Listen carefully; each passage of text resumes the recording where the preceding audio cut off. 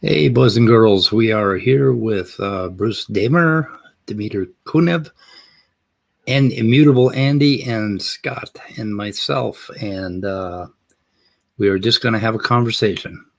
We have no idea where it's going to go. But you guys, pretty much Bruce and Dimiter, you are in charge. So, oh, gosh. Yeah, you're in charge. I'm not. I quit. Anyway, well, I can give a little bit of a summary of what we're working on. And, myself, I'm trained as a computer scientist. I'm an associate researcher at University of California, Santa Cruz.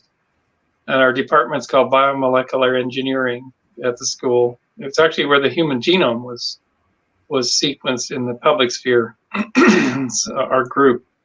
I work with Professor David Dimiter for the last 11 years now, and he's a membrane biophysicist. He's the father of the wet-dry cycling Hotspring approach to the origin of life.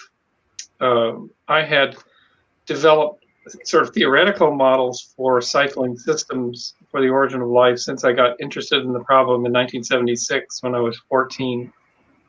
And I use a lot of thought experiments. I use what Albert Einstein called Gedankenexperimente, where he would have a dream that he was riding alongside the beam of light and he would see the compression. Or remember, there's that famous one where he seems to be floating in an elevator. The Einstein documentary shows him doing these beautifully, actually.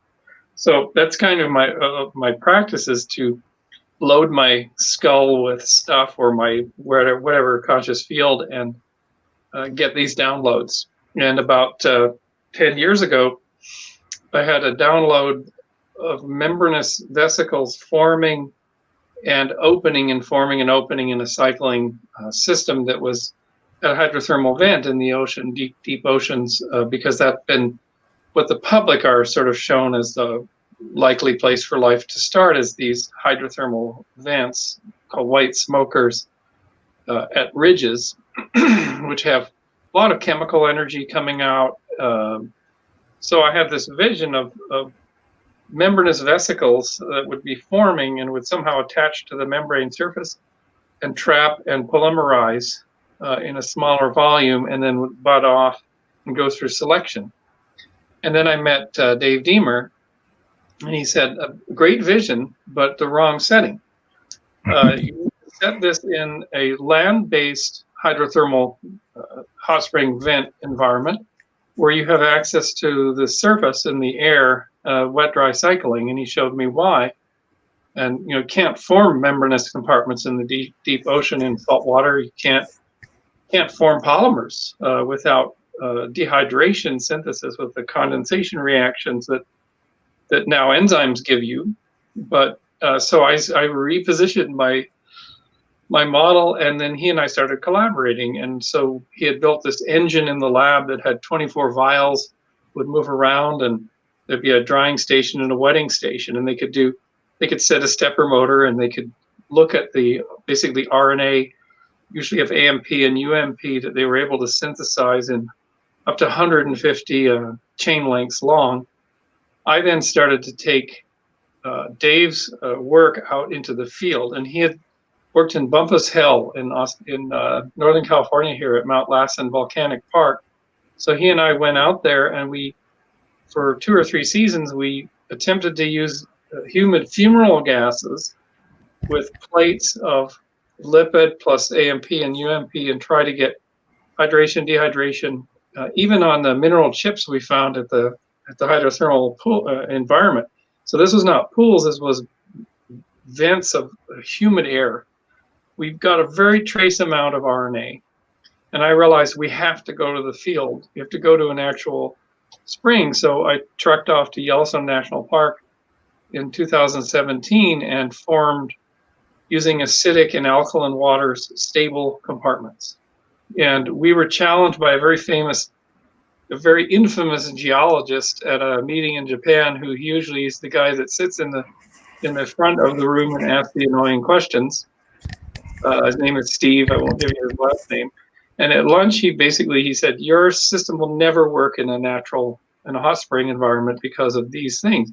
So I took that challenge, went to Yellowstone, and formed stable compartments using direct water, alkaline, high acidity, clays, everything. He loved the paper. It changed all of their viewpoints about the hot spring environment.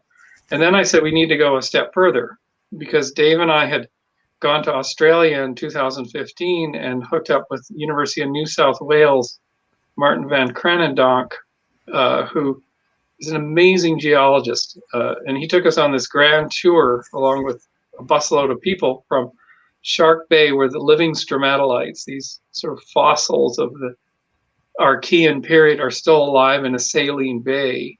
There's these rock towers. And we drove up to the Pilbara, back 3.5 billion years, to a piece of the Earth's crust that was preserved under a lava cap and then eroded down. Only 10 million years ago, this was exposed. And this is like 2% of the Earth's crust is the Archean age. And so we have this incredible look into the past that was only temporarily. If we had evolved 5 million years from now, we'd never seen any of this stuff, or 5 million years previously. It was a window that opened for us. And in that window, that team found hot springs, 3.48 billion year old hot springs with geyserite, with clear rock created by splashing geysers, and within it, freshwater systems full of microbialites, evidence of stromatolites.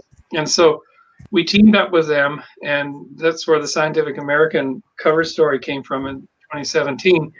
And I realized we need to go to really active, rich hydrothermal environments. So we went to Rotorua in 2018 and repeated the experiments in 2020, just before COVID. And we put the protocells, the vesicles, together with AMP and UMP and some other monomers and different lipid compositions, and we're able to form stable compartments again that were visible with microscopy. With fluorescence microscopy, we would see the polymers in there. Hey Bruce, can you go and show us something with the share screen? Some of your I could actually. Yeah. Let me finish this one piece. Yeah.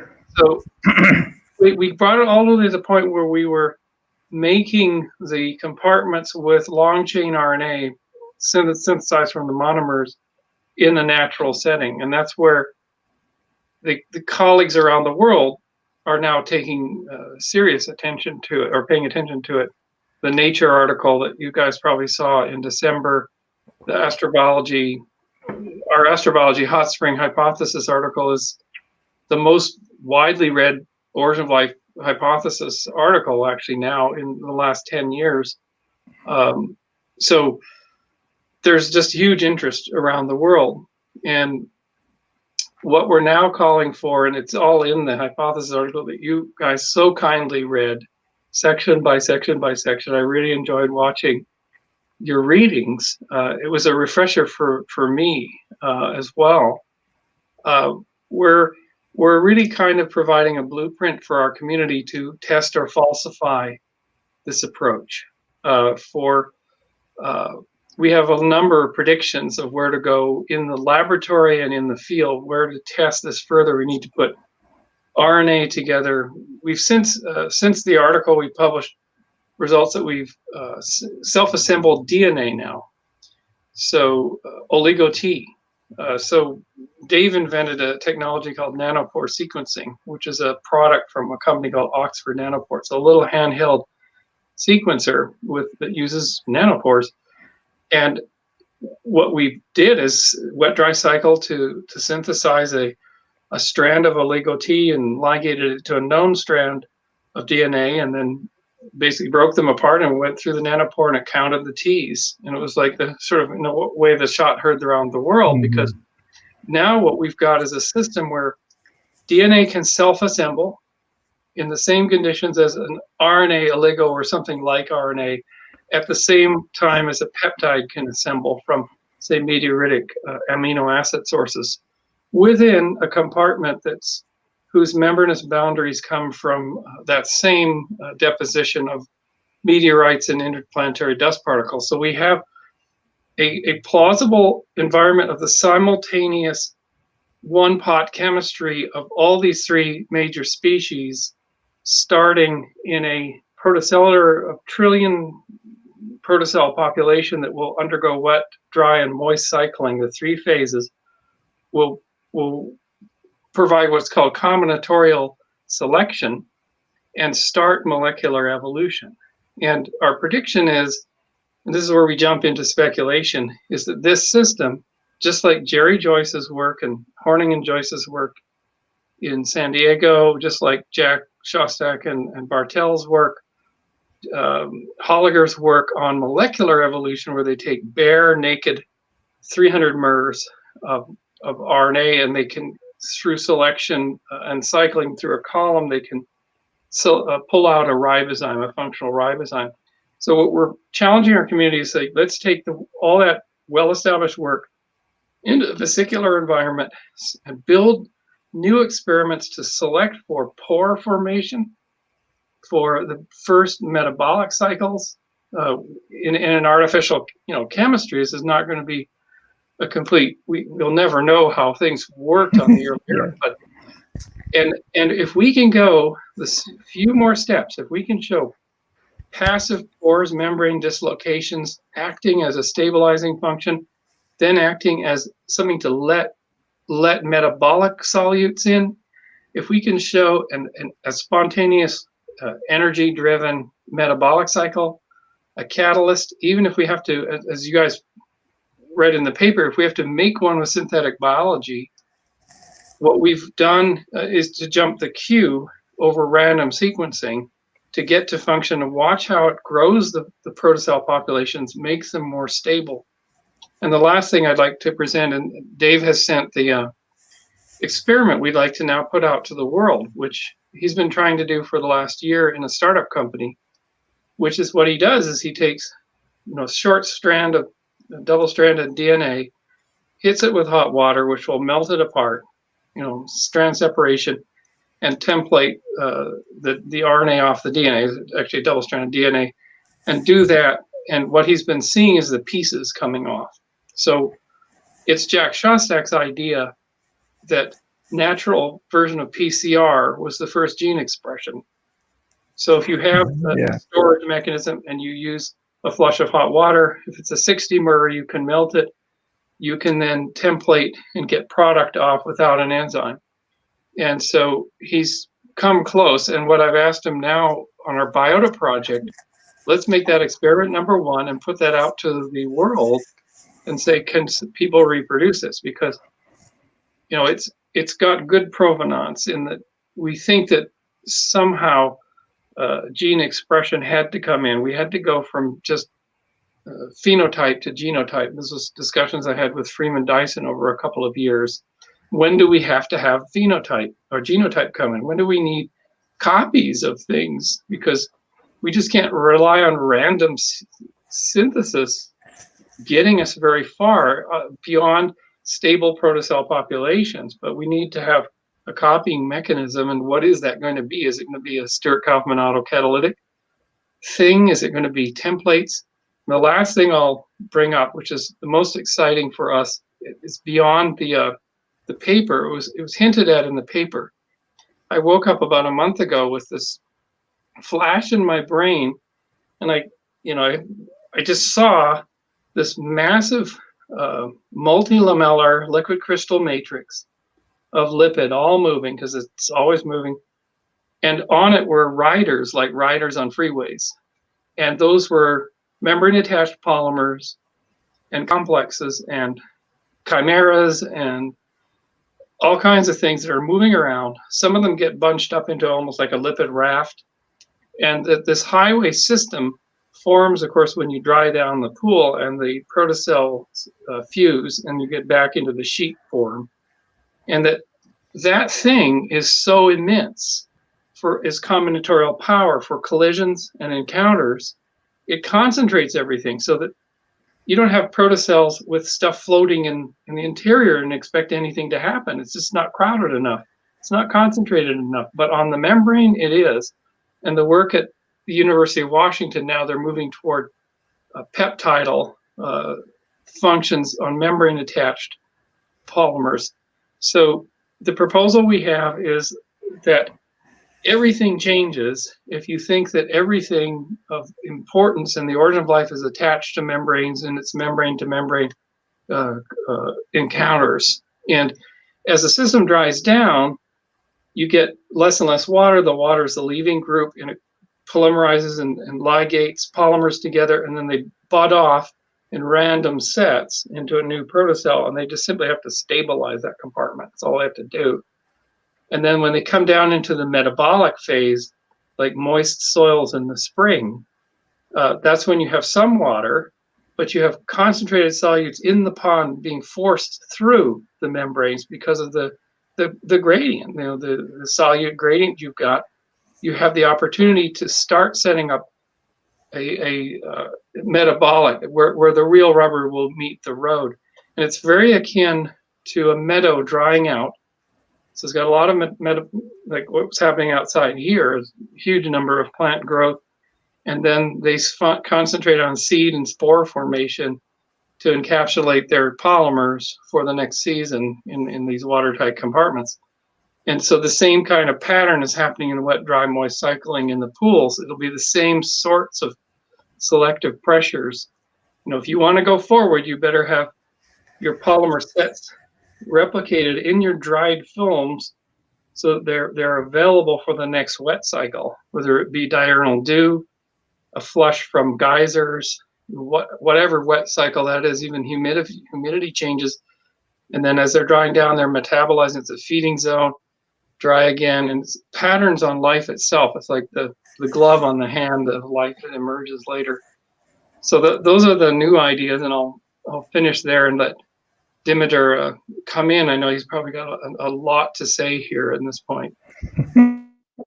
Yeah, so I think I can also give you some insight from my perspective, because you might take some tips from whatever I'm going to say today.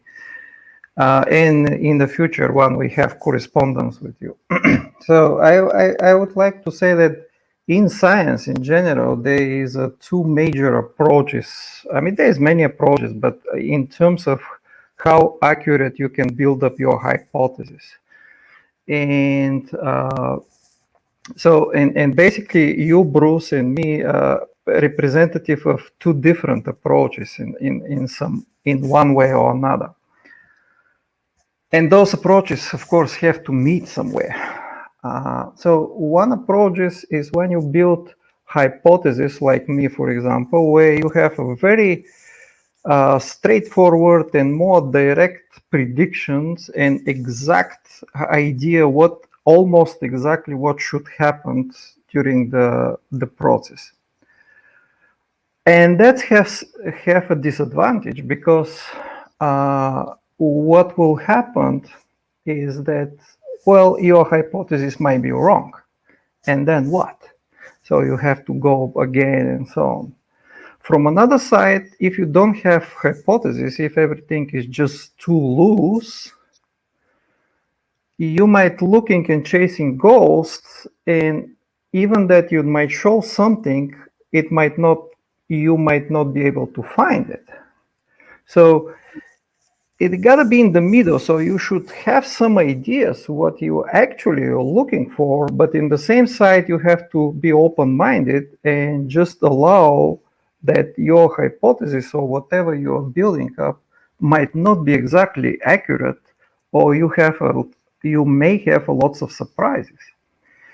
So that's why when I build up my hypothesis, the first goal was to destroy my hypothesis. to do everything that is possible to make it not to work.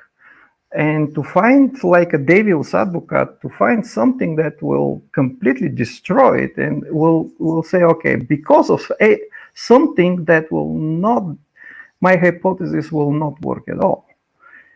And I was completely rootless to this hypothesis and tried to play with different angles, everything. And finally, I see that to me it makes sense, this hypothesis. However, even so, I know that I'm expecting lots of surprises. If I start to do experiments, the right experiments, there might be surprises. And I have to be open-minded. We don't know the sequences exactly. We don't know exactly the conditions. We don't know all kinds of stuff there. And as you said, the environment is absolutely crucial for that.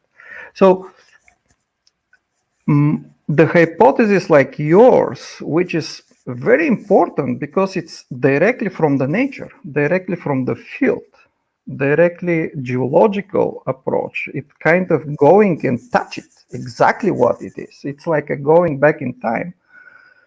That is super important because you have giving exactly the environmental conditions that we have to work with.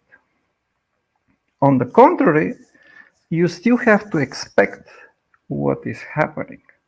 So, and I would like probably if you have to show something like slides, I also want to show something like baseline of the hypothesis, just to have a sense of the discussion, what we can do. So let me actually start from somewhere in our discussion. Can you describe the hypothesis in a few paragraphs, Dimiter? Yes, so that's exactly what I'm trying to say. So, okay. First, let's share the screen. Bruce, are you familiar with StreamYard? I'm not, but I do see there's a share button here. Yeah, there's a private chat. I asked you a question in private chat. So yeah, that's the back channel. So you just don't hit end broadcast. Okay. Don't hit end broadcast. Yeah. I think I'll be good for another 90 minutes before I'm getting up at 5:30 every morning because of the construction here, and I have to take the dogs out. So okay, good enough. Yeah, 60 to 90 minutes, because I know we're going to open up for some questions, open discussion. Yeah. Okay, so let's start from somewhere. I definitely cannot present everything, that's for sure. But okay, so you see the screen? Mm-hmm. Yeah, sure do. Yeah. I missed one you here. Okay, so here's the definition of life. So I will start with the definition of life because this is what to me is very important. So in all of the, today's systems, so of course you have informational source, and this informational source determines somehow some structure and function, or structure function, which actually helps the entire system to survive. And I know very well, Bruce, you also presented your model with the computer there, which is very intriguing, actually, and it's very similar. Now, the actual definition of life, which I'm stuck with, it's that life or Darwinian evolution is a dynamically stable system where the information determines its own supporting structure. Mm-hmm. It's very simple definition. It's extremely simple, and actually it goes down to the bolts and nuts and bolts to the actually what you have to look for. Although it's just say information, although it's just say function structure, it means that you have a clear relationships in interactions which you have to pay attention with. I know that you have, Bruce, also your kind of relationships between memory, interactions, and probability, right? Mm-hmm. So that's what you said. Here, in this particular slide, I think, this is my view, I think this is just your part which is you call memory. So it fit in your model, actually, this particular scheme here. If you see these interactions, this is exactly what you have memory there. So if you think about this is the how the Darwinian evolution functions, because if this system is put in some environment, either will be destroyed or will survive. But the reason to survive is because some sort of function, you preserve the information, so you have some sort of feedback. And that feedback is extremely important, because if survive the system, the information will determine again and will determine the function, and the survival will be preserved for next round. Meaning that at that moment, the probability every time it's slightly higher to have successful function. Because of course, I'm assuming everybody assume that information is changeable, function is structure also is changeable, but there must be a rule, a specific rule which determines the function. So for example, you can imagine you have the process of translation where you have RNA and the genetic code determines the protein. So this is the very easy to visualize these types of functions. Now, what also is very important here is there is a two consequence of this particular definition. The first consequence is that equalize the life and Darwinian evolution as the same phenomenon. You have identical phenomena. There's no difference between life and Darwinian evolution. Another word to say, there is not such a thing that life started and after that Darwinian evolution kicks out. Or we can call it also information dependent selection. This is alternative name of Darwinian evolution, but let's stuck with some. So Darwinian evolution is kind of more popular. And here's the point. That shows that during the origin of life, there is a specific moment, distinctive moment, which you can call something life, some complex, you can call it life, because you have this system of information-dependent selection. It's kind of different that usually before in the 80s or 90s, you think that here is the chemistry and here is the life. And between those two, you have a very gradual difference and gradual changes, and everything is gradually changing and goes smoothly and so on. But this particular definition shows differently. You have a specific moment of life formation. It's although the specific moment, it doesn't mean sudden moment, of course, that could go millions of years. But my point is, at least as a functional system, this is how the Darwinian evolution actually works. So I understand this is nothing absolutely new. I mean, everybody, I never seen any scientist from evolution of life that does not assume the moment of Darwinian evolution. Everybody is assuming it at some point, but kind of the ideas are different. And in your model also, you have exactly, you pointed out the vesicles where such a system like that should appear, which you have information and goes and support the particular structure. Also, the second thing, so also I call Terra Darwinia. This is the first spontaneously generated organism, meaning Terra Darwinia is the organism which is capable of Darwinian evolution. The first system that is capable of Darwinian evolution, it's called Terra Darwinia. Now, another consequence is also about the law of origin of life, which state that during the origin of life, all of the components like information, the structure, and the corresponding rule between these are locked in their origin. So what does it mean? That means that you cannot describe functioning structure without having informational source, otherwise will not be functional Darwinian evolution. Also, you cannot describe information just by random kind of strings of nucleotides or anything like a polymer. If this polymer does not execute a functional structure, therefore it will not be information if there is no executable function. I mean, you know, guys, very well from the computer that it is information because it's do something, right? So this is a mutually existing components and they have to be locked in their origin. So there must be a chain of reactions which pretty much they should appear at the same time.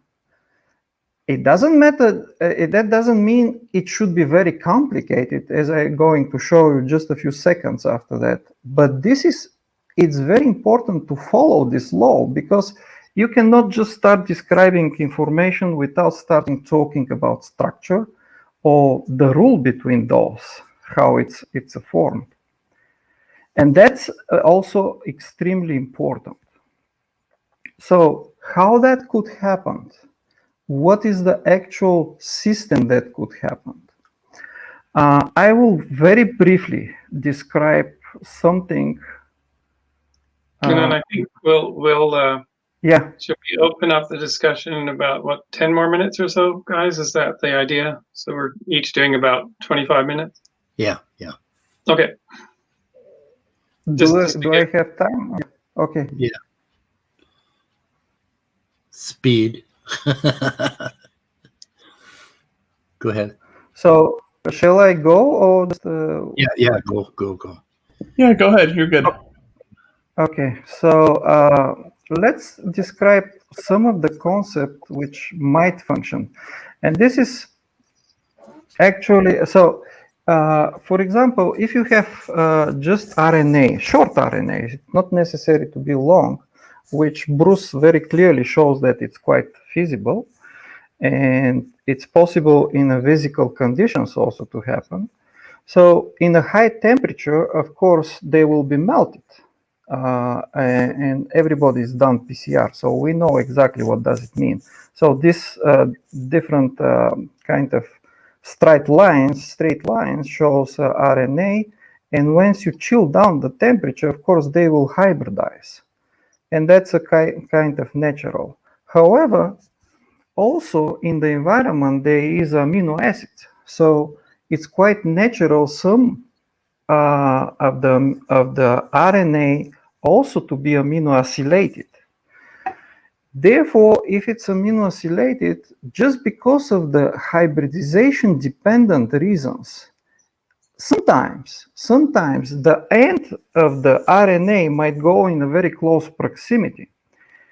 And now when you have a wet and dry cycles as well, you have a polymerization of peptides, but this is a specific peptides. It's appeared like a hybridization dependent peptides, because the close proximity comes because of the hybridization process of the RNA. It's not like a just random hybridization process, which could happen, of course, at the same time. But here I'm pointing out exactly the hybridization dependent one. So what you can expect in such a conditions, and this is kind of very well feasible in physical conditions as Bruce described. And by the way, the entire hypothesis, everything that I'm going to show you today here, it's absolutely compatible with the Hotspring environment. And your hypothesis perfectly match with everything that I'm going to say here. So those hybridization-dependent events are random, and also the sequences are random. And there is no surprise about that. So you don't have coding. How? So I will just very short. I will show you two types of peptides. One peptide, simply because possess amino acids which is interact with RNA, can interact with RNA as well. The entire peptide will interact with RNA. You have to understand also that based on many experiments, this system is stabilized system. So when you have interactions between peptides and RNA, that stabilizes a lot, the entire complex. The another type of peptide, which we call bridge peptide, have two opposite charge amino acids. It's a peptide which from on one side interacts with RNA, from another side actually attract, just based on polarity and the charge of the RNA, it might attract, but that can facilitate the amino acylation of the RNA. So the bridge peptide is such a peptide that actually facilitates amino acylation of a specific RNA. And what happened next is amazing, because if you think about the entire process of hot and cold cycles and wet and dry cycles, everything fits very well here. Because by doing this randomly, when you have amino acylated bridge peptide assisted RNA, and also lots of random charged RNA, that will go back in the entire process like this process. So that will happen very frequently all the time, the cycles and cycles.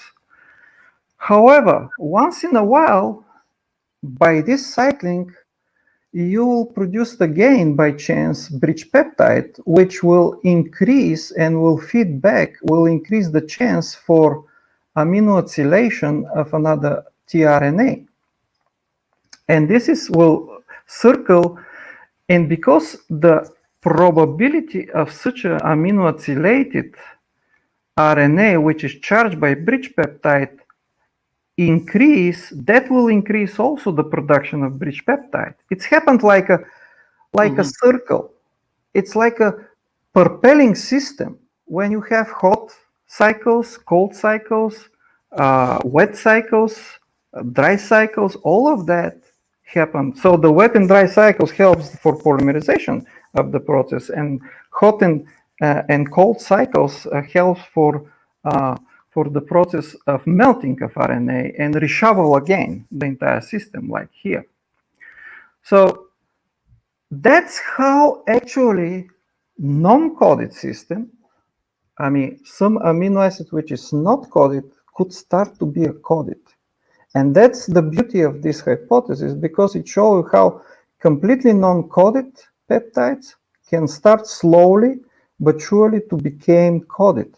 And even you can code just one amino acid in this way, because simply you have information. If you go back to the actual description, what is Darwinian evolution, you must have information and you have to have structure. Where the information comes from here? It comes from the interaction between RNA and amino acid. And this is give you a specificity. And where the structure comes from the bridge peptide or any interaction with RNA peptide. Therefore, you start the coding process. Here's the same figure. I put it again here, just a little bit in more detail. So here's the bridge peptide, which interacts with RNA. In stage 2, and there is an electrostatic attraction. So in that case, aspargic acid, will help and just attract the free arginine. Free arginine will aminoacylate, simply will have a slightly bigger chance to be aminoacylated. So everything is about slightly higher chance. It's nothing happened immediately. And again, so you have RNA, which is arginine aminoacylated, which goes back to the cycles. And that increases the chance to appear again bridge peptide. So by every cycle, the chance to have such a useful peptide, which actually stabilizes the complex, it's increasing. That's how everything gets started. So you have actual system, very simple system, where non-coded amino acids started to be coded. Here is the Darwinian evolution. Here is the beginning of evolution. So there's several logical things which happen. Of course, the Darwinian evolution will go. The coded HDP will start, of course, to progress and start to evolve in bigger motifs, domains, and proteins. The genetic codes, of course, will get more complicated. Now, here's Bruce. I want to show you something here very important. At the very first stage, when you have just a few coded amino acids, at that moment, there is not much functions in these short peptides. The short peptides have just a few functions, nothing more. Therefore, the selection forces for stability and performing the RNA functions will be selected as ribozymes. That's why the ribozymes start to be selected, because at the very first stage, you don't have much of function from the peptides. And this is the reason why the ribozymes actually, you remember very well from many discussions, why the ribozymes goes over the protein enzymes, for example, why they've been selected at the beginning. Because theoretically, they shouldn't be kind of, the ribozymes also can be very efficient. It's not just the protein enzymes could be efficient, but the ribozymes also could be very efficient. Therefore, there was not obvious reason why the ribozyme should be selected versus protein enzymes, for example. But now, based on this hypothesis, everything comes into its own place, because you have just a few short coded peptides. Therefore, at that moment, which I call it RNA peptide world, you have selection of the ribozymes, and that actually shows the natural ribozymes appearance. And of course, there will be increased genomic size and so on. So this is just a very broad overview, just to have a glimpse of the entire concept. But the main importance of this hypothesis is that I'm providing some kind of more detailed concept of how non-coded peptide can start to be coded. And everything fits extremely well in a hot spring environment, super well. It's like they're waiting each other to merge is a hypothesis. I agree, Dimiter. Do you have a specific experiment designed to test this at its simplest level?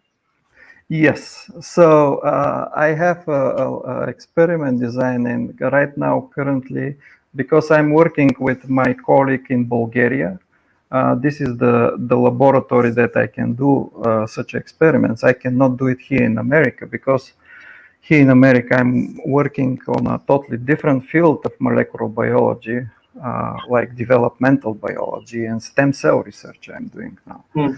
But the experiments dedicated to origin of life are performing right now. We're at the beginning, and we're trying to set up some experiments to prove the hybridization-dependent peptide formation. Although will not be exactly in the natural environment, it's just proof of the concept. So we need to do that. Of course, any assistance in this direction will be highly beneficial. So For example, we need a very good mass spectrometry, someone to do a good mass spectrometry, because that's important. And those kinds of things all will be useful for us. I would say it's a very valid system to be tested. And Absolutely. Have you done some literature search? Because there's a number of groups that are working on these hybrid peptidal, nucleotidal. Nothing as what this proposal is. This proposal is relatively new. It came in 2018, the same time when you went to Yellowstone Park. I was trying to type this hypothesis, so pretty much is the same time. But my point is, it's worth it to be tested, and there is a lots of explanation power in this hypothesis, because if you look my 3 papers, I published 3 papers with this hypothesis, which it's like a key. Once you find the key, you open the door, and immediately after that you see another door, and you open the other door, and it comes and follows because it's logical. You see how explanation comes after another, like this for the ribozymes. It's explanation that comes, it's in own. Also, there are lots of following kind of suggestions based on this hypothesis, which also makes sense in terms of the first codons. Why the first codons are GC rich, for example, and where is the place of the arginine in the codon formation, and so on and so on. There are lots of things like that. So it is interesting. I think it's worth it to be experimented. In fact, I was looking the literature, nothing like that. There is a hybrid systems, but not exactly at that point. Because you have to pay attention. This is not just peptides. I mean, you can smash peptides, you can find the peptides, you can put amino acids, and they will polymerize. I'm talking for hybridization-dependent peptides, and that makes a difference. It makes a huge difference in that. So also I see from your papers, you have a very good experimental approach every time. So first, you show that the vesicles, the lipid vesicles, are more stable in the hot spring environment than in salty water, and you publish that. So this is one side of your hypothesis. It stands very well. Another is the polymerization of the RNA and the DNA as well, just to show that it's polymerized. That's also experimentally proved. So. And I don't know what is the status of your peptides looking, but that's... Yeah, we two groups. Georgia Tech Center for Chemical Evolution has done pretty extensive peptide, wet dry cycling peptide synthesis, the paper by Forsyth. And then Lee Cronin, these guys know, I think, at University of Glasgow also took that up. So what we proposed in our hypothesis is that the great combination of these two regimes occur. The complication you've got, I mean, this is a conversation back to Freeman Dyson. So what he pointed out when I started talking with him in 2009 was every time he sees papers that show relatively direct, simple systems, as you see so much in Origin of Life, he throws his hands up and he said, things were a lot messier. His approach, you read his book, Origin of Life, from the 80s, he talks about garbage bags full of dirty water. Yeah. And it's a huge thing. And when you go into the environment and you get out of the test tube, you get out of these well-designed things, the environment beats you up like crazy. And one of the issues, you have leakage, you have hydrolysis constantly going, you have depurination going on constantly. And we discovered we have repyrination happening. That was bizarre, that we could see a repyrination of, and then you have all the side chains and you have all the junk and garbage. And it forced us to think well beyond solution chemistry. Like what you're showing in your proposal is very much a test tube solution chemistry, not set within the physical environment. When you go to the physical environment, you get beat up so much. Yeah, I And you're going to agree. lose Yeah. hope. Like, for instance, we almost falsified our approach. Here I'll just give an example of Dave and I sitting there in 2013. What we had done in the lab, we had added dye to our solution so we could see the polymers inside the vesicles. Yeah. And every time we went through a hydration, dehydration, rehydration cycle, it blew up. The dye was everywhere. Yeah. And Dave sat back in his chair, and he's famous for sort of leaning back in his chair. In NASA comic books, you'll see him shown leaning back. And he said, "I think we just falsified our approach." Now, this was before things, really accelerated.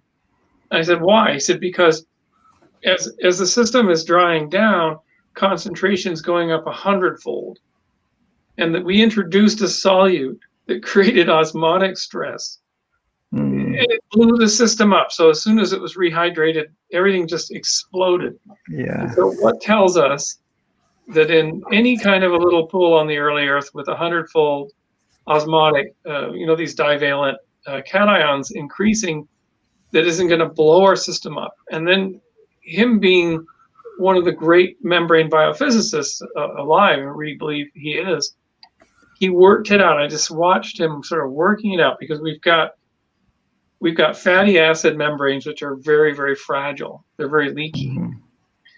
So he worked out the following, that why our hypothesis is still not falsified.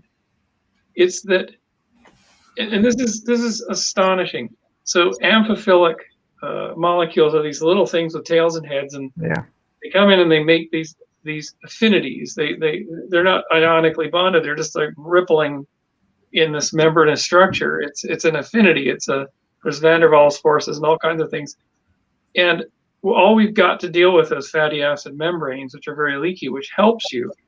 But it turns out that the turning point between a vesicle going to a balloon, where if it had big osmotic stress, the balloons blow up, right?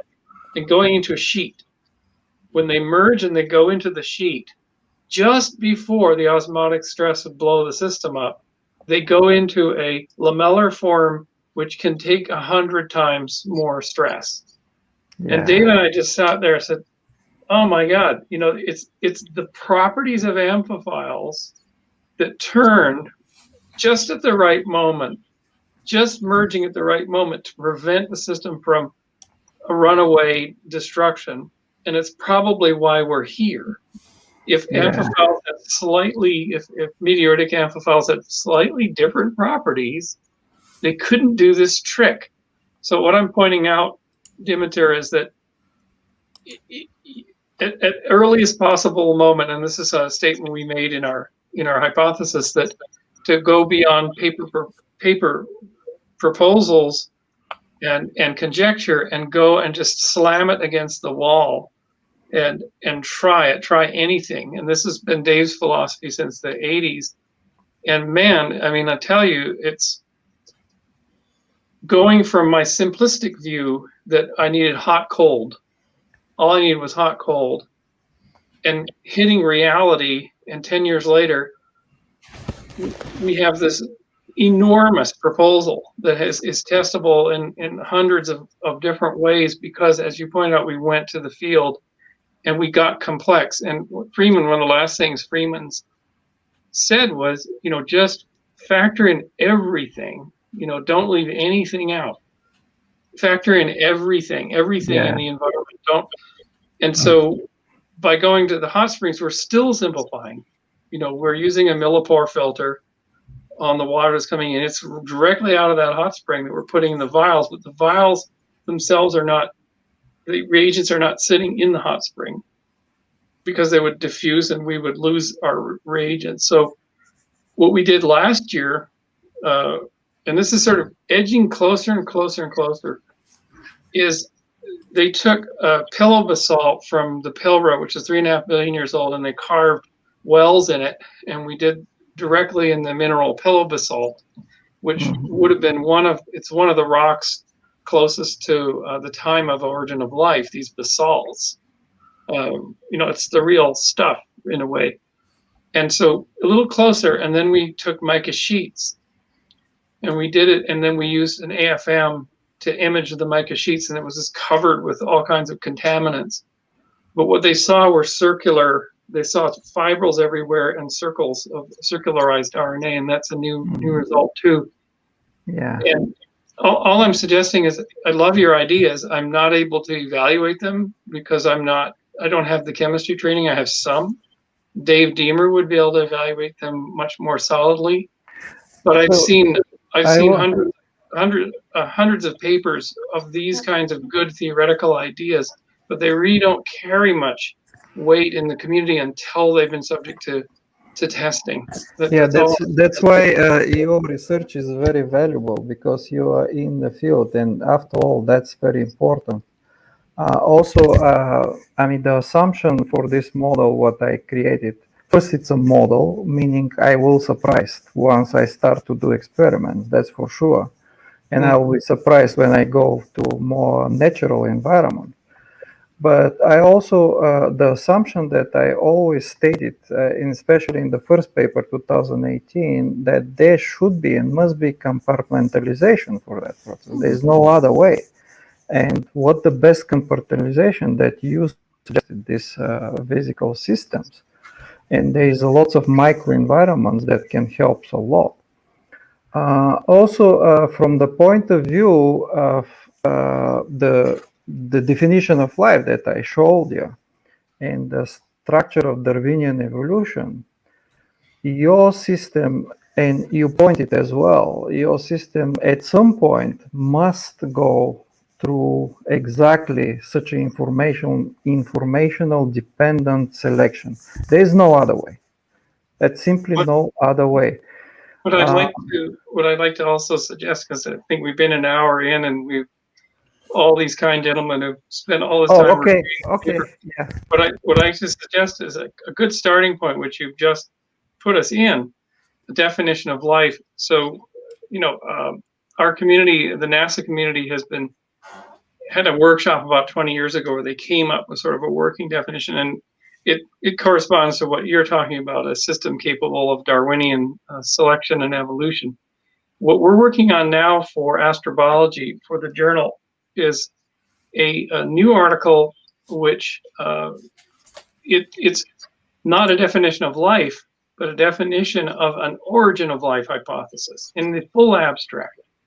And that's coming because we're really much more simple, and it's a system that is capable non-enzymatically of coming up with polymers of some form that are long enough and consistently generate enough for informational, catalytic, and as a result enzymatic action, such that the polymer sets, that being encapsulated, can start undergoing molecular evolution.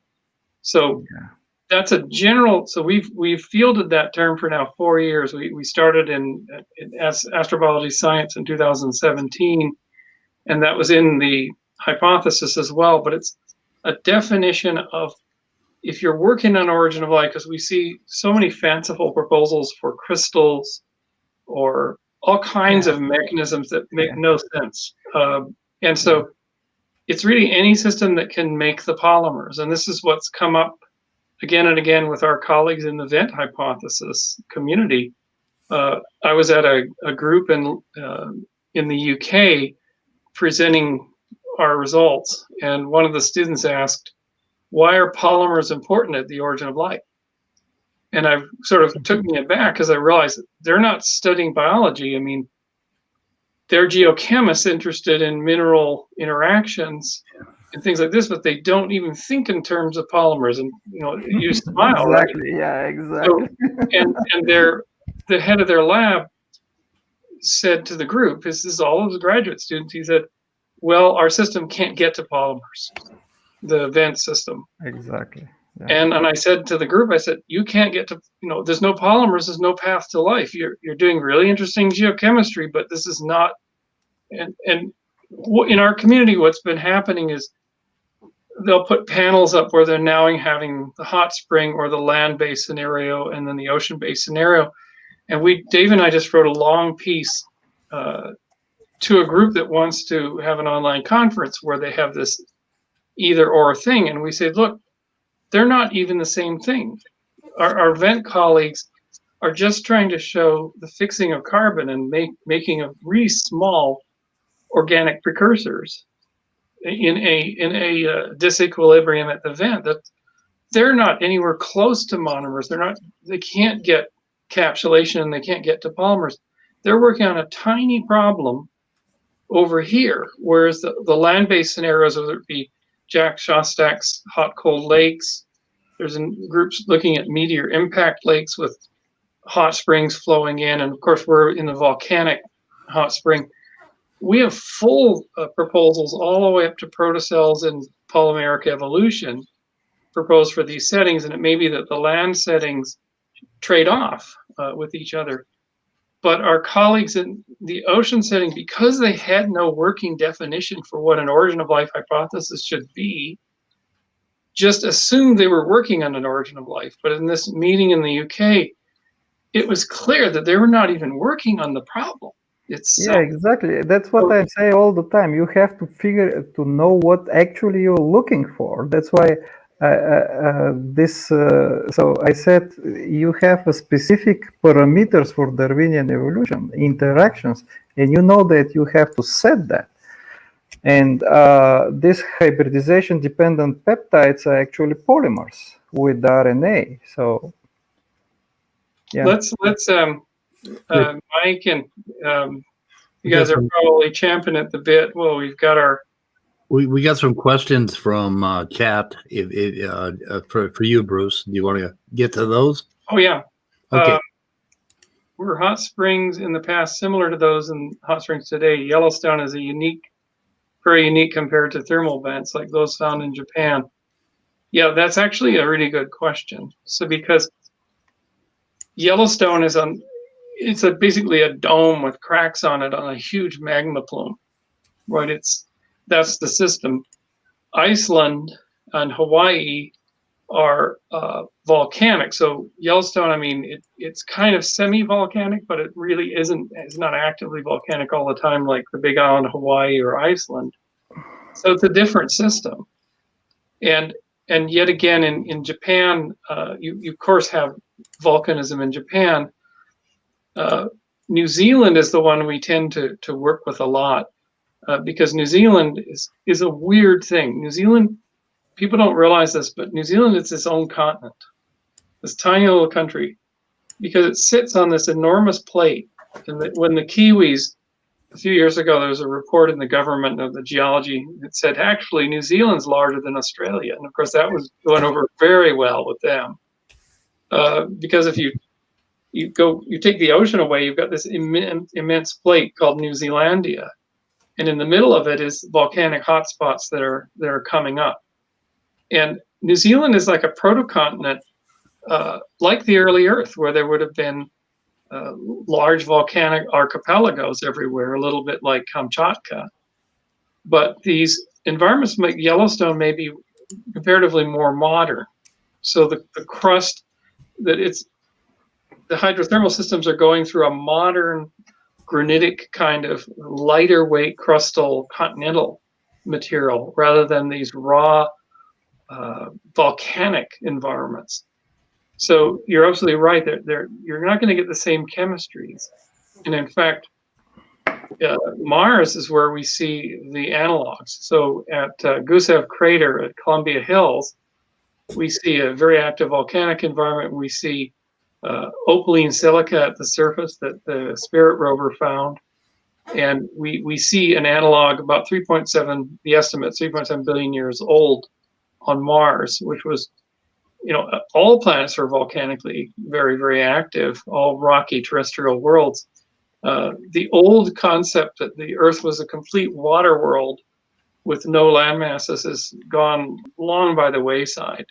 Most of our colleagues talk about 40 to up to 60% of exposed land mass, but it's going to be a different land mass. It's going to be more volcanic, more basaltic, different chemistries. SO2, you're going to have sulfur dioxide. You're going to have, so that's how you get your acidic waters, is because you have a lot more carbon dioxide in the atmosphere, and you have volcanic emissions. And the beautiful thing is that we have a little window into this in the Pilbara and the Barberton, and even in Greenland in the Isua, we have a window into what the rocks looked like chemically in those periods of time. And just last year, Van Kranendonk et al. Published as a breathtaking paper in astrobiology, where what they had done was they got a couple million Australian dollars, drove all this fantastic mining equipment into the North Pole Dome, and they did drill cores. And because when you find stromatolites at the surface, they've been exposed. I mean, they shouldn't exist. I was standing at in the Dresser Formation with Martin and Malcolm Walter, who's really the discoverer of a lot of these. And I said, why are these here? Why are we standing next to 3.5 billion year old rock that should have weathered away? And their answer was it was capped by lava and was just literally exposed as humans came into science and intelligence. We got lucky. It shouldn't be here. It should be a flat, eroded plain. This should be like a half a mile under, if anything. So what they decided to do was drill in the Dresser and pulled up. They went through some hot spring facies, and they pulled up what was clearly another hot spring deposit. And they were able to do mineral extraction. They did elemental extraction analysis, and they did it with the geyserite found by Tara Jokic. And they found every single element that's been identified to be important with the origin of life. Every single one, including boron, which could be important in the production of ribose, which gets us to RNA, maybe through UV chemistry. And they found every single one in those rocks at 3.5 billion years old. It's so definitive. It's so damned exciting, I have to say. There wasn't a single missing element. And you have, what's also happening is there's a researcher we've been working with at McMaster University. What he's saying is, so this will be a real good one for you guys. What do our colleagues in the ocean origins, in the Ventists, as Dave calls them, what do they dislike about what we're proposing? And I heard it directly from Albert Branscombe, who works with Mike Russell.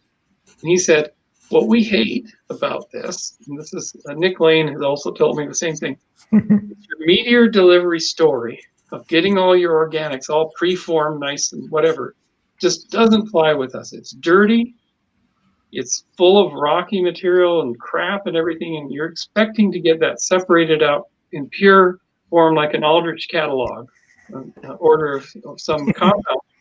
We just don't buy it. We just don't buy it. So I keep bringing this up. I call it Branscombe's objection. I said, yes, we have taken pieces of the Murchison meteorite and we have ground them into powder and we've put them in solution. Yes, we get membranes, we get amino acids, all those things. But is that solution clean enough? Is it like what Freeman Dyson said, that it's dirty water in a garbage bag?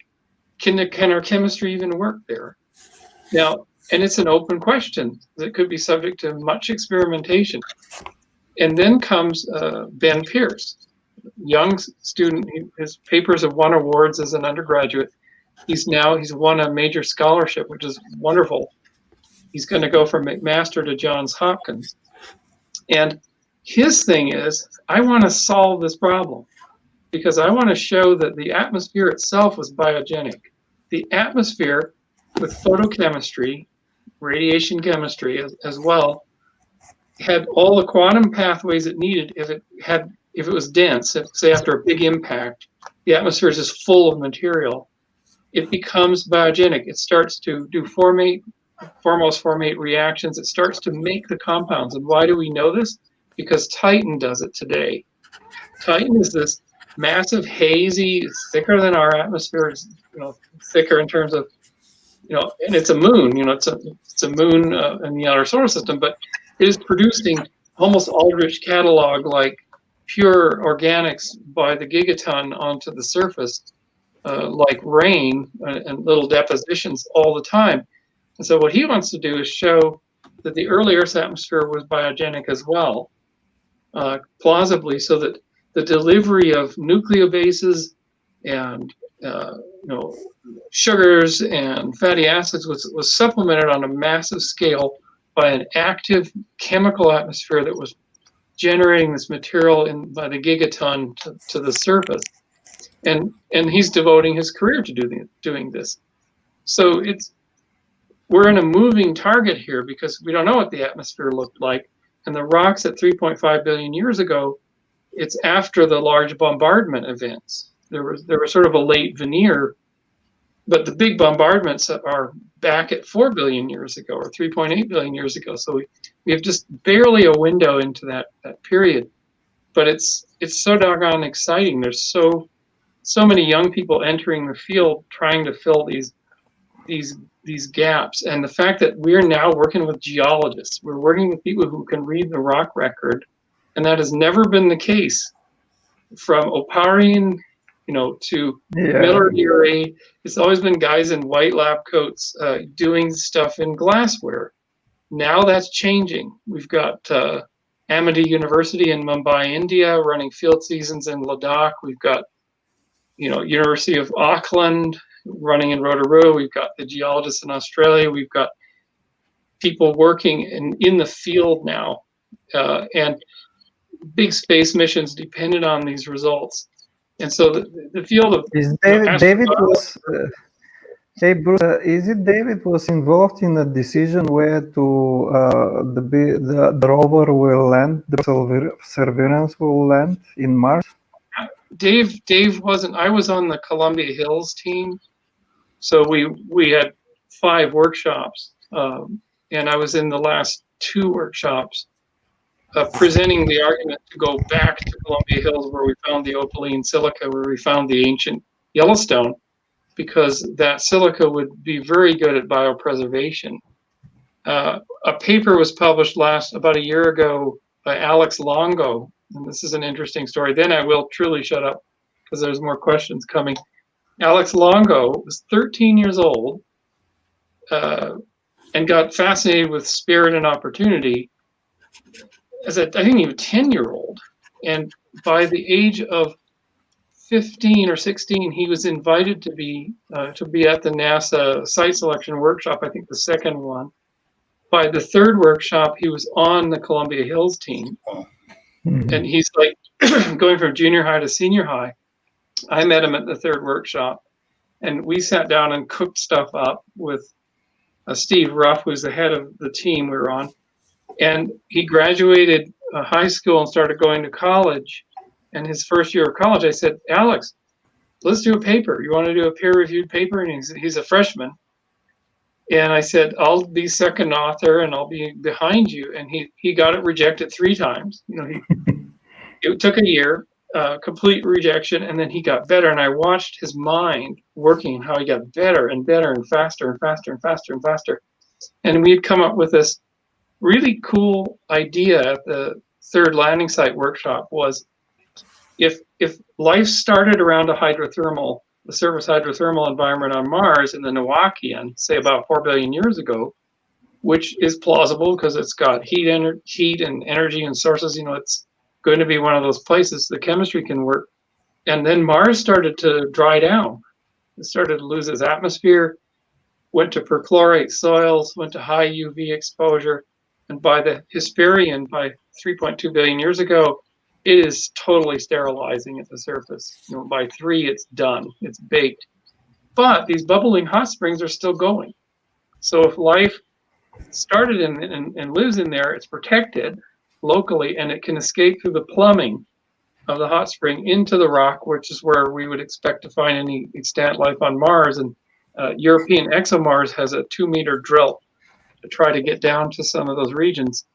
But if those hot springs continue to upwell water, it'll be very saline water. And as recently as a few 100 million years ago, this evidence of hot spring effusions in the surface, that's going to bring biota up to the surface of Mars from the rock, from a deep biosphere. And so we call it the first outpost for life on Mars and the last outpost. Go where there's hot springs. Jezero crater doesn't have, it has some evidence of opaline silica, but it doesn't have, it's a outwash delta. It'll have great history, but it has there's no hot spring there, which is what we found in Columbia Hills. It's almost like a needle in a haystack. But we lost the vote. We were in the top 3, but we lost the vote. They just wanted new geology and new history. But in field geology, so it kind of was hard for us to accept, because here you have a rover that accidentally finds a hot spring by dragging its wheel through. It finds this white soil. You accidentally find it at the end of the mission. And if you were on Earth, you'd send your next geological team right back there, because that was such an extraordinarily rare discovery. Like the Geyserite discovery in the Pilbara, they went back to that site multiple times to characterize it. And we didn't go back to Columbia Hills. We're not going back. But the good news is, if we did what's called a Hail Mary mission, they talk about the big pass of the football. I think isn't that what Hail Mary is for? Something like Notre Dame does. Anyway, the Hail Mary mission is where you go there and you pick up one thing. You're not going to drive for 2 years and make a cache. You're going to pick up those nodules, which we have pictures of, and we're going to go and pick and place them, and we're going to launch, and we're just going to get that. And it's going to take 4 years instead of 15 years. And it's going to cost $1 billion instead of 15 billion. So that's the kinds of things that our team, even working with JAXA in Japan on designs of going and doing a pluck mission, just to get those rocks back to Earth, that we can thin section them, that we would do the same thing in Australia. Yeah. So that's the, Andy says he needs to get going. Oh, I didn't see that. So let's see, we got one from Andrew Cumming at 9:50 in private chat. Ignore the where I stuck them two together. We got 2 more questions. So from Andrew Cumming. Last question. Last question was the first one. So okay. Well, let's see. What prebiotic molecules they found in hot springs? Let's see. Which one? Oh, up above he asks, let's see, what role do you think qualifications play in the origin of life research? Can anyone speak on the subject? I don't. Boy, it's tough. This field is so young, and it started. Its roots are solution chemistry and glassware, and away from equilibrium experiments. So it's so incredibly young. When I came into the field, I realized there was no one from computer science in the field. No one. There were people doing molecular dynamics simulations, but there was no one who understood booting up of systems from their components and emergent phenomena, that had studied artificial life systems or AI systems, or network effects, or the strengthening of network effects like the internet, for example. There had been no one with any of that training at all. And yet the origin of life is a booting up of chemicals that create service layers that support the production of more chemicals to boot up more layers that capture energy and get rid of trash. And it's a computer science. It's as much a computer science problem as it is a chemistry problem. And in fact, it's more of a computer science problem. And you can abstract away from the molecules, understand what they do, and then treat it as a computer bootstrapping problem, given that you know what the environment you're in, so you don't come up with virtual stuff. So that there was really virtually no one in the field that had the qualifications to talk about the origin of life. And I don't purport to be that person at all. I think no one has a wonderful perfection of domain knowledge that overlaps in one person to really kind of nail this. And I think that's going to take another generation. I see it in the young people that the young geologists that we work with, they have computer knowledge. They have all these domain knowledge. They have mathematics. They've got complexity theory. They've got chemistry. They've got gas understanding. They've got way more of a slices of the pie than my generation does. So I think we're going to see a generation that can truly work on the origin of life, probably in the 20s and 30s. But it's not a mature field, and it's going to get more mature in the next 50 years. I also would like to say that in the same fashion. So it depends also what mean by origin of life. Meaning, so sometimes a specific reaction. So let me say, if someone show experimentally or in a natural environment a super primitive translation, just a simple interactions with a few peptides or RNA, that might happen very soon. I don't know. Might be happened later, but that's a very important step. And by saying when we can figure it out, definitely you're right, Bruce. I mean, that will take a long time. But sometimes some crucial, very crucial milestones might come very, very quickly. Yeah, and it's a piecemeal process, and that's why in our hypothesis paper we proposed that, because we abstracted everything to S polymers for stabilization, P polymers for pore, M polymers for metabolism, et cetera, and then we got up to D polymers. And what does a D polymer do? It duplicates. Yeah. It duplicates sets of other polymers, and then it forces the cell division. It does a duplication, and we proposed that this is way beyond our experimental access to get that far.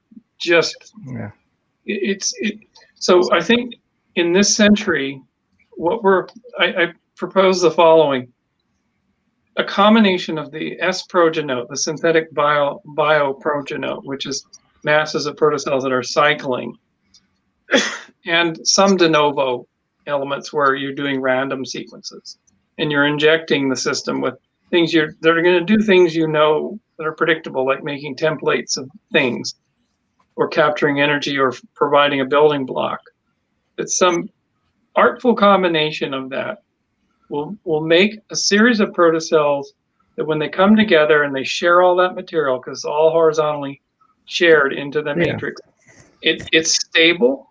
The populations of the different species amplify, and we get we've got stability. We've got some templating, we got some energy capture, we got some products, we have some degradation, but the system is growing, and we're watching the sheer numbers of protocells. When they're in solution, they're more stable, so then you get a bigger mass, and you could watch a petri dish or a slide grow in complexity. Like the sheer bulk of it will increase.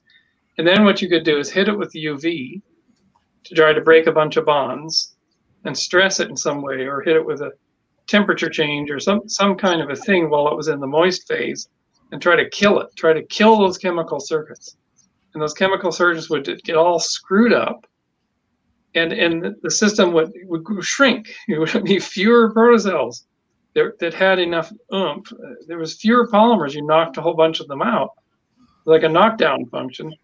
And then if that system recovers subsequently, just with the ordinary inputs you were always giving it, and it recovered its previous state, then molecular evolution is happening at a sophisticated level, and then it's going to take you about 2 years to pull that apart and find out what happened in that system. Yeah. And if we can get to that, we can get to where it's shrinking because we crashed it and then it grew back, and we see populations in there. It's not just a Jerry Joyce type really simple cycling thing. It is a system that responded with an adaptation, and it's not alive yet. It's still a chemical evolution. There's no protocells aren't dividing, but the system as a whole was robust against a stress, and it responded sophisticatedly against that stress. And it was partially random shit, and it was partially made up shit. And I think at that point, and it could be 2039, these are costly long-term experiments. We might say we have a plausible mechanism for how life can start, because we saw a sophisticated response. We'll never get to protocell division out of the progeny and into the microbial world. We'll just never get there. It's just implausible.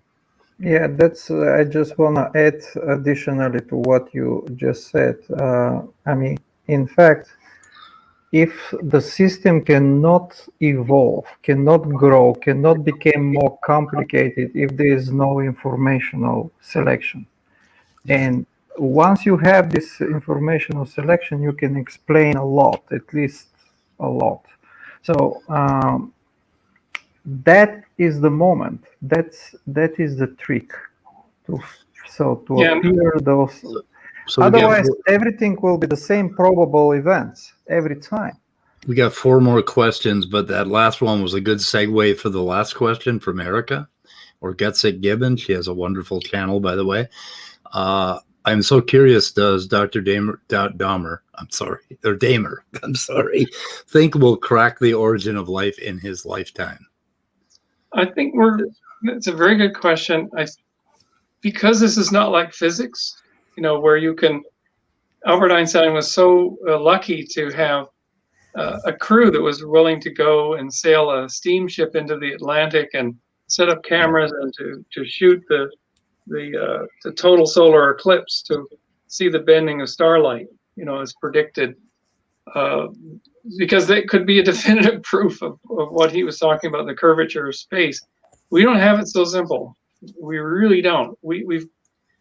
So all we can do is push forward with a disciplined manner, with chemistry that was prebiotically plausible. And there's a lot of question of what does that mean in environments that are prebiotically plausible, in time frames, with the starting materials, and just keep grinding away.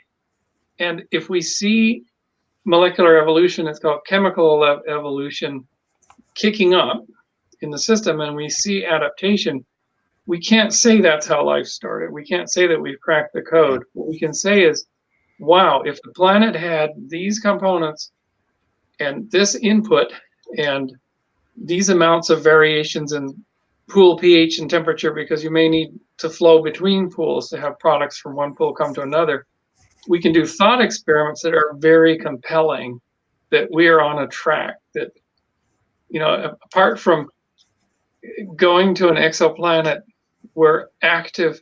Here's something that's pretty wild for you.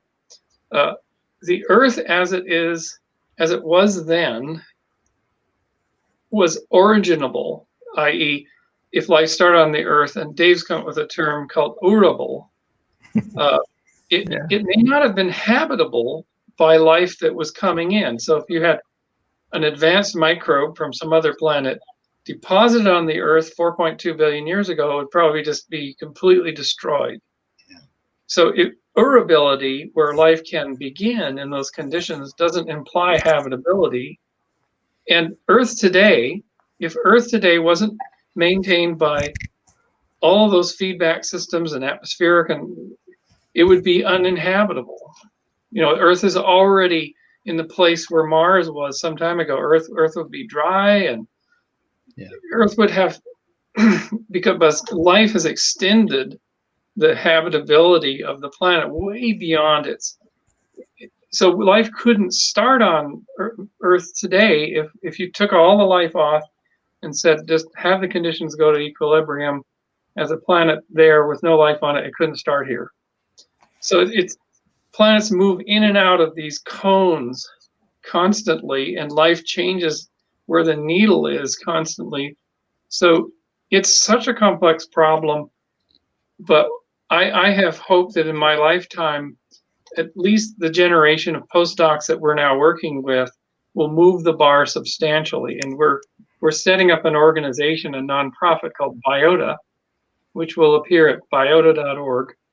It's got to be reorganized. It's a 501c3 in the U.S. here, and we're going to be raising grant dollars to give micro grants to young people and to independent scientists and inventors as well. Small grants and $3,000 to $25,000 that the major groups can't apply for. So your PI, your advisor can't apply for. It's only people in a certain period, because we want to really accelerate the science, because at the same time, we're going to publish hundreds of experiments people can do. And Steve Benner is collecting a lot of these experiments together. Like, we need to verify that these 300 experiments work. And Dave's going to write the templating one, which goes back to Dimiter's concept that we need to show information expression. And that's what Dave was doing in the lab for the last year with heating up DNA and templating it onto RNA. So that'll be one of the experiments we put completely out there. And anyone who can do that, it's a fairly major result, and it can down the road lead to things like Nobel Prizes, because they're won often by people in our field. They're every once in a while because it's such fundamental science. So Biota, and I now have a wonderful professional fundraiser that raises funds for a lot of organizations. He's donating his time to help this get started. And he visited here last week. So micro grants, because it's very tough to get money in this work. Very, very tough.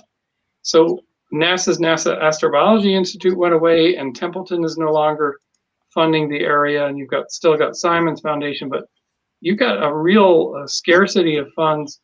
So we're going to be looking for benefactors and things like this, and just to get these micro grants out and a very minimal overhead to allow these young people to do it. But it's going to be very experimentally based.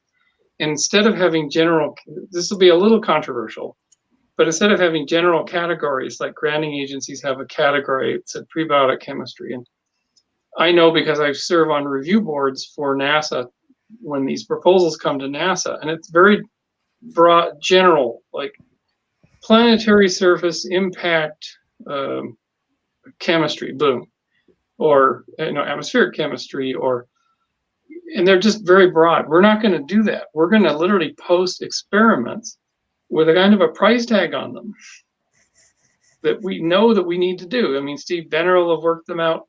Dave will have, dozens of people have written these experiments, including graduate students writing them themselves. And we'll put $1. If you can write a reasonable plan for doing this experiment, we'll fund you this dollar amount. Or if you need more, you have to make the argument for it. And then when we get the results, they get published in the server, and they get then distributed immediately to everybody else. And 2 people could be working on one experiment at the same time. So we're really saying we need to test these 100 things. So anyway, that's a long-winded answer to the short question of seeing something in my lifetime. We have to come up with mechanisms to accelerate the work. And I know Dimiter, who would love to get, a grant to do it. That's important experiments, yeah. Okay, so let's see. Andrew Cumming, last question, I guess. Did I get his first question? No, I didn't get his first question. Is abiogenesis more a historical science, or do you think we'll ever confirm? You kind of answered some of this. Which hypothesis was exact? And then let's see, the other one. So I think you kind of answered that. Jerry Pena? Yeah.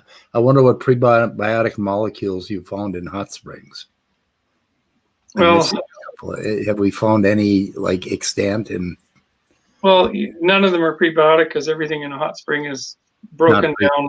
Right, not prebiotic anymore. There's no prebiotic anywhere. Right. Well, okay. in meteorites and things, that's all carbonaceous chondrite material. It's all because it has been influenced by life forms. Then we got another one from Andrew Cumming, who's also a brilliant senior, I think, in high school. And he is absolutely brilliant. He's going to go somewhere. Let's see. Question for Dr. Damer. In place of my third one, with your knowledge and findings in paleontology, what date do you think most scientists would agree on when life started? It's the good news is that we have no idea evidence of 3.5 billion years. So it wasn't a Tuesday afternoon sometime, but it was 3.5 billion years ago, we have rich microbial community structures that look just like the structures laid down in New Zealand today or in Yellowstone. Like they're just the same. That's a shocking thing that microbial mat communities have not freaking evolved in 3.5 billion years. They do the same job as they were doing then. They leave the same rock record. They just haven't evolved. You know, it's like, it's kind of humbling to think of that. So at 3.7 billion years in the Ishua, there have been great debates on whether certain conical structures that are found in the rocks in Greenland are actually stromatolites. And that's come into question in recent years. You can look that up. There's isotopic evidence that's been suggested at 4 or 4.1 billion years in these little occlusions of surviving gas, you know, the zircon discoveries and things like that. And that's just isotopes that they're suggesting that we have a carbon-12, carbon-13 relative abundance, and therefore we must have life. But we don't have anything at all definitive beyond 3.5 billion years ago. But at 3.5 billion years ago, and Dimiter can appreciate this, we have the full everything. We've got ribosomes, we've got the full genetic code, we've got it all. There's nothing missing. So, so this gap of, is it 500 million years? Is it? We think that there were stable oceans at 4.3 billion years ago. Certainly by 3.7, there were oceans, and there would have been land masses. But the Earth, you know, it wasn't the Hadean. People have this vision that it was all a liquid molten lava world, but that was a fairly short period of time before oceans, you know, condensed and dropped from the atmosphere. It might have been quite peaceable, except it had big impactors coming in. Also, so I have to add, just don't know. It's somewhere between 3.5 and 4.2, probably. Yeah, I want to add something very crucial here. The fact that the life started so early after the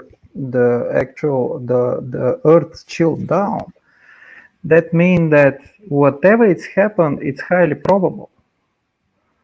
It is highly probable because it happened so early, immediately after the formation. We don't have any evidence until 3.5. We just don't know how fast it started. Yeah, we don't know exactly, but I'm talking in a geological scale. And also, you can imagine, Bruce, a totally different scenario. Let me say we might not have any evidence, any fossil evidence, anything 2 billion years after Earth formation, for example. I mean, that's not the case, of course. But my point is, you may have such a huge period of time there was not life, any traces of life, a very long time. So, and that's a very important clue. Here's a stunning one for you. If you load into your brain, this is how I've been doing this work for the last 10 years or so. I've been working backwards. Here's a functional, minimal viable functional living cell that's doing enough tricks to allow it to divide and have copies of its polymers to allow it to divide again. That's the minimal functional cell. It's not dividing on its own in solution. It's dividing within the aggregate mass of the microbial community. That's for sure. So it's getting resources horizontally delivered, and it's part of a network effect. It's not a free-floating thing. To get to that, and all the things it has to do, you have to find selective barriers and molecular innovations all the way back, not just for that protocell, but for the community as an aggregate. And some of them are accidental combinations. And it has to work all the way back to where it's just a jumble of monomers and crap. And driven in a cycling, energy cycled system. And one of these thought experiments, and it's really cool to put yourself in there. It's almost like a psychedelic experience when you get into these. Sometimes when this happens to me, I mean, I come out 3 hours from this little building, this little temple building here, I don't even know where I am because I've just been in this molecular storm for 3 hours. And one of them a few years ago was when I asked the question, what would possess a protocell to divide itself? What would force that step where vesicles which form through budding in the prebiotic world to have a controlled division? What on earth would? And And this so is a very late stage. This is very late stage, in fact. But the thing is, you've got so much molecular machinery. You need to find a selection barrier that forced that evolution, because there's nothing by design here. And it came to me in a flash, after 3 hours in the soup, which was it was all about trash collection. We just took our garbage cans down to the street, full of the community garbage. That a huge problem in the progenean, and this is on the way to life, is the buildup of junk and waste products and byproducts. Because if you don't have active pores that can selectively push stuff out or break it down, it just accumulates until the chemistry crashes. And this would be one of the major selection barriers in the progenean epoch before life. And it came to me, it was budding. It's relatively simple to have a short peptide or protein that can cause a budding of an exosome or a liposome off of, and cells do this all the time now. Two of the members who live here, one of them has a company that does exosome design for drug delivery. So we talk about exosomes all the time. So if an adaptation in the late progenean was the budding of trash away from semi-viable protocells, that was a pre-adaptation for cell division, and that somehow the D polymer emerged that was replicating sets, but it got tied into the budding mechanism by accident, and then these things pulled apart. And you had, for a period of time, cellular fission that was going on in a weird kind of a way, but it increased the robustness of the overall progenote.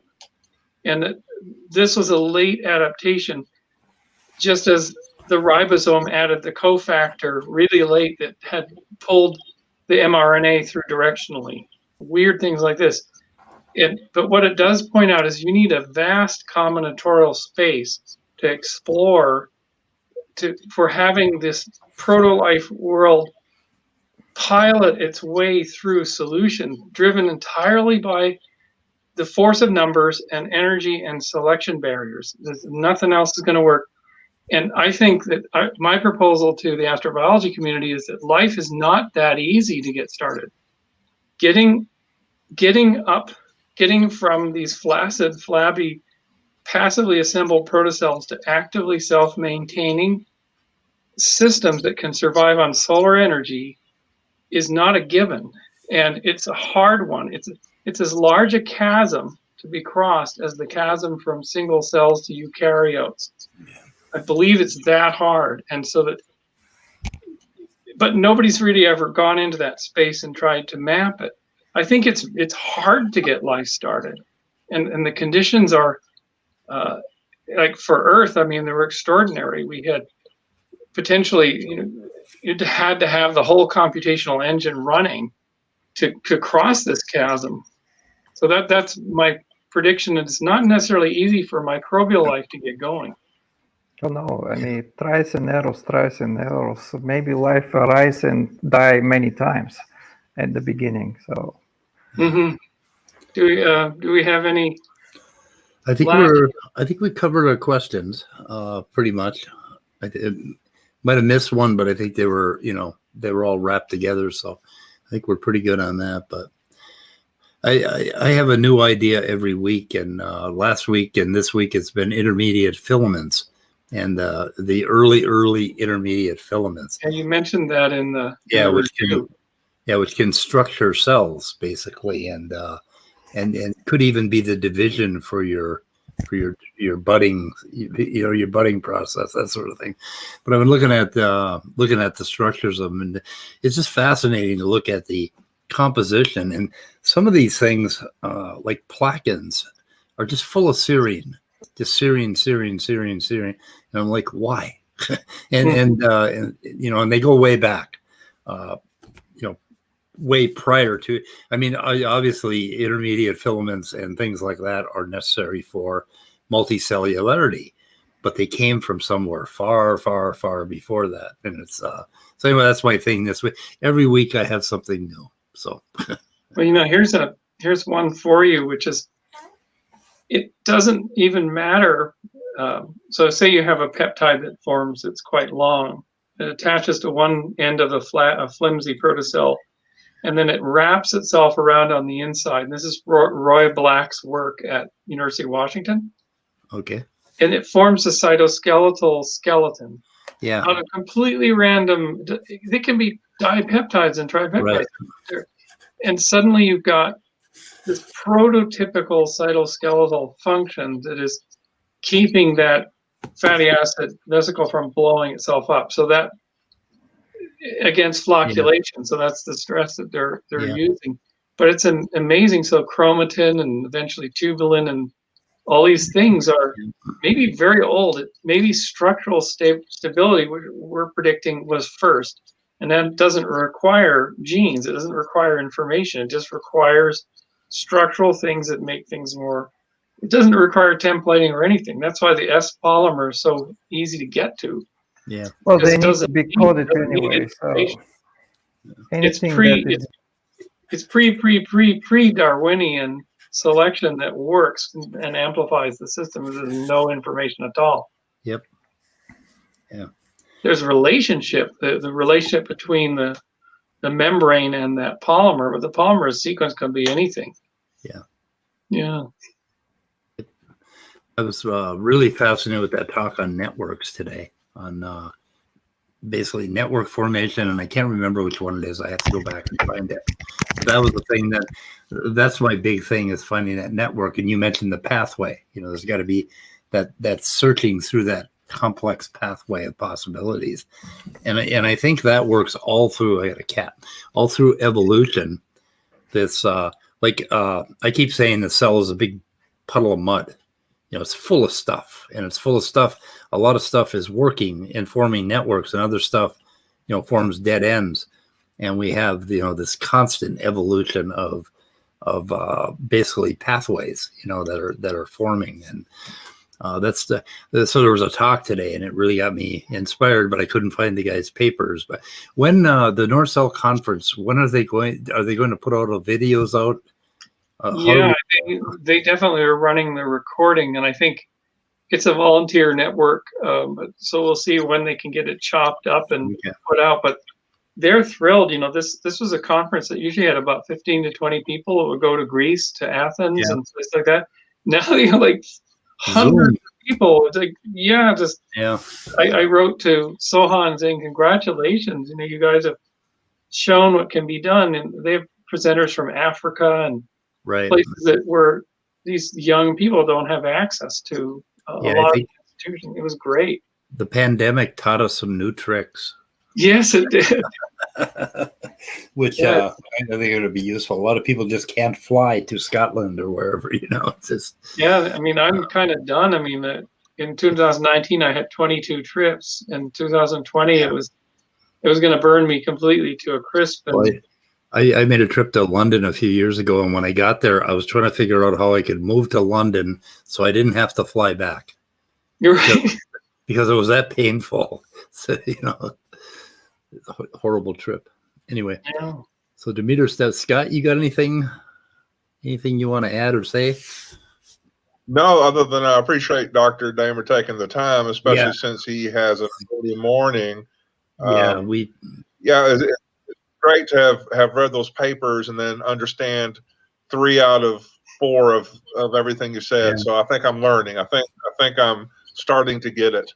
Yeah, we're going to dig further into those papers and other papers, and we were so worried about how we were presenting them, because we read them and we try to comment on them, and we're hoping that we do it justice.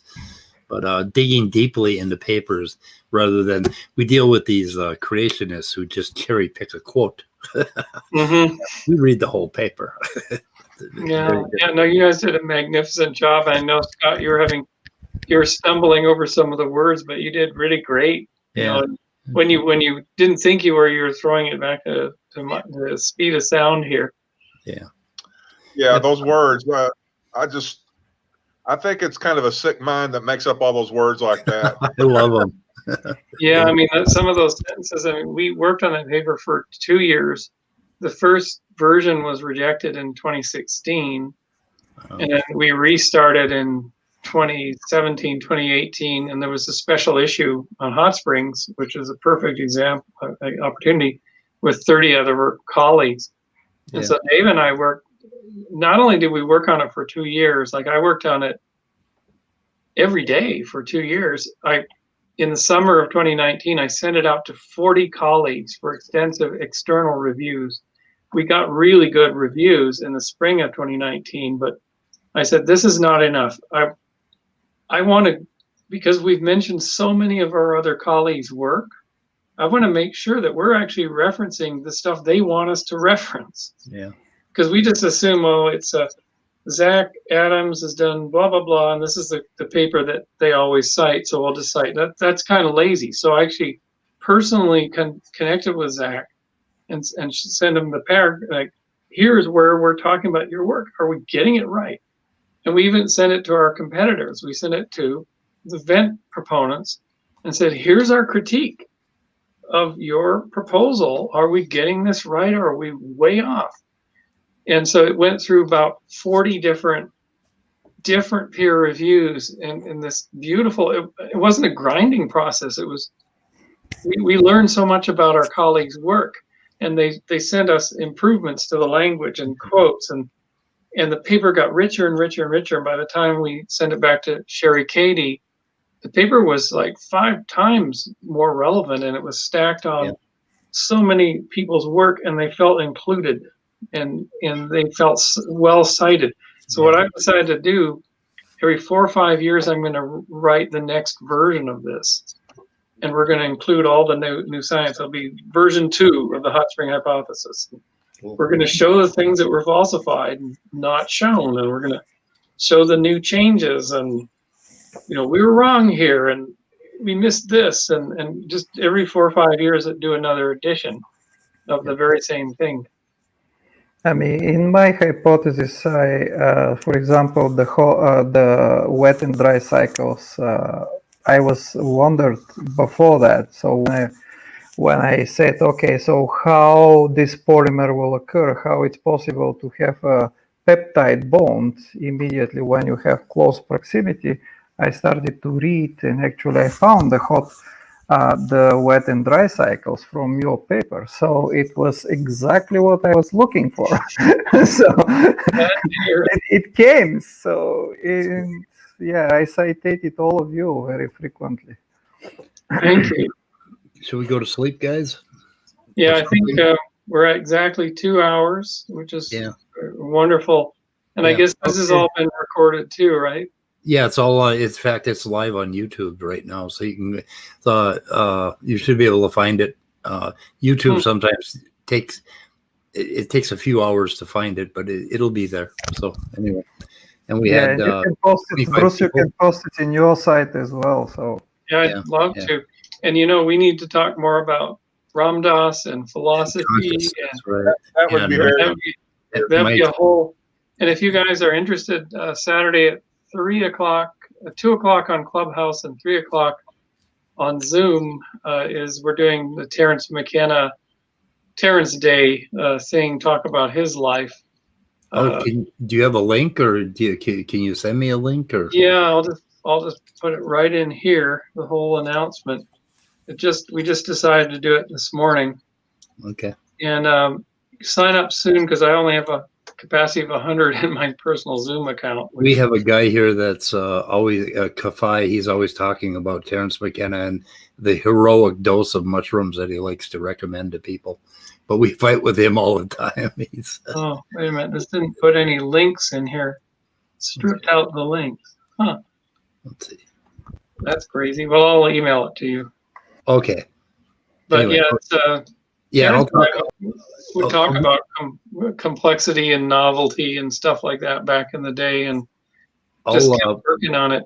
put it in my weather report tomorrow. So Okay, right. I have a 2-hour weather report every day from 2 to 4 where we just review all the craziness in the creationist community and whatever. And we are irreverent as hell. So you guys are doing a good fight there. Yeah. it's a hell of a fight, I'll tell you. The stuff that they're coming up with, it's just, and it takes them 5 minutes to quote mine. It takes me 2 weeks to research, what they quote mine. It's tiring. They go around saying that abiogenesis study of origins has not made any progress in 70 years. Well, are you familiar with Dr. James Tour? Yeah, I visited him actually in about 4 years ago at Rice University, and it turns out as he told me, I'm the only person that's ever come to visit him, and I guess there's good reasons why. It's just he's just it's a waste of time. It is a waste of time. He's actually not in our field. He's not doing experiments. He's not working actively on the problem. That's what I said. Yeah. It was.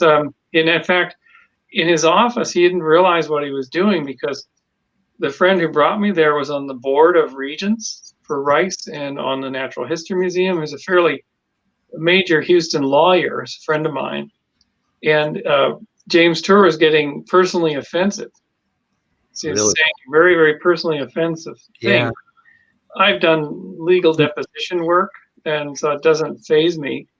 But my friend Sam is like, they're watching this and watching this incredibly bad behavior. And he was more upset than I was when we left. When we got out to the parking lot, he was fuming. I realized, James Tour just didn't do his homework. I mean, this guy's on the board of regents of Rice. He's a funder. He's a personal funder. And he just goes off in this very unprofessional manner. So he blew all his credibility with my friend Sam that day. Yeah, he seems angry. I don't know. He seems angry. So we pick on him here. But he's famous in the creationist circle right now. He's their favorite. So when we pick on him, they get angry at us. But anyway, let's end the broadcast for tonight. Is that okay? Yeah, absolutely. Yeah. Okay. Bye, Bruce. Bye, and keep in touch. Dimiter, thank you so much. You guys hang back for a minute. After we go undead. So goodbye, boys and girls, and goodbye, cruel world. We're ending the broadcast. It's my standard sign off.